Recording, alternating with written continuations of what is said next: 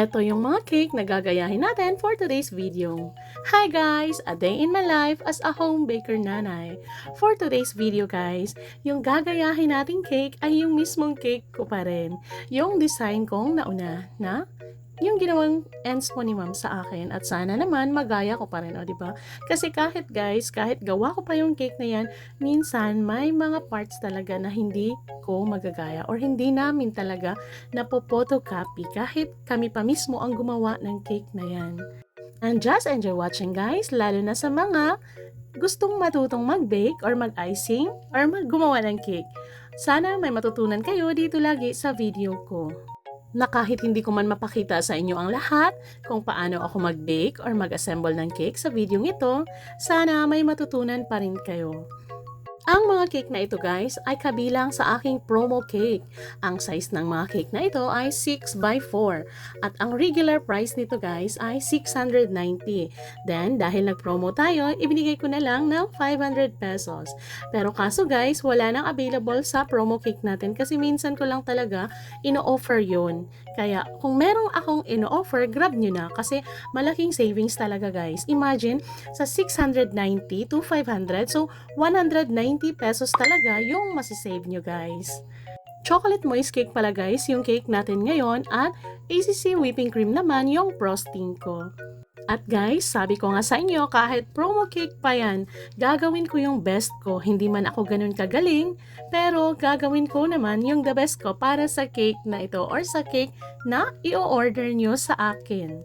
At ang client pala natin ngayon guys ay si Ma'am Maria at ang cake na i-order niya ay para sa kanyang anak na maglilimang taong gulang na si Thea. Happy birthday Thea! Thank you so much Ma'am Maria sa palaging pag-order niyo po sa amin. Si Ma'am Maria po ay suki na po namin. Ilang beses na din siyang nakapag-order sa amin. So, suki na din po namin siya, o diba? Kaya, thank you so much Ma'am Maria sa palaging pag-order niyo sa amin at salamat lagi sa inyong tiwala.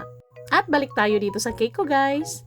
Ang mga cake or ang pag-icing ko dito guys ay simple lang talaga.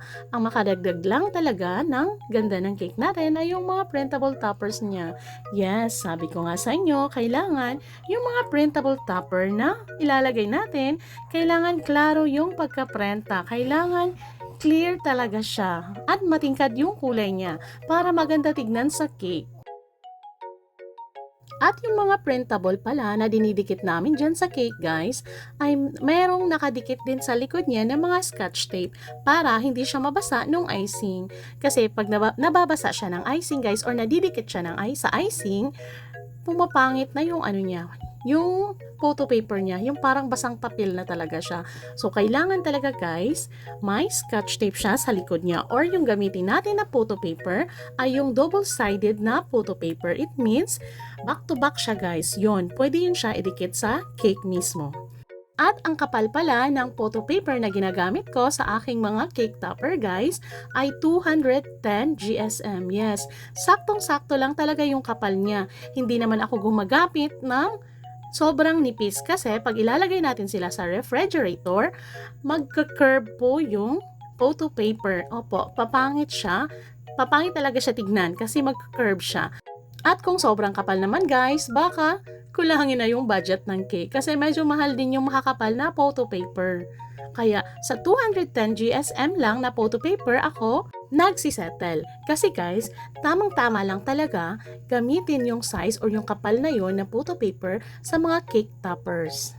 At eto guys, natapos ko na nga yung cake ko. 2 cake tong order nila ma'am. O diba, sulit na siya.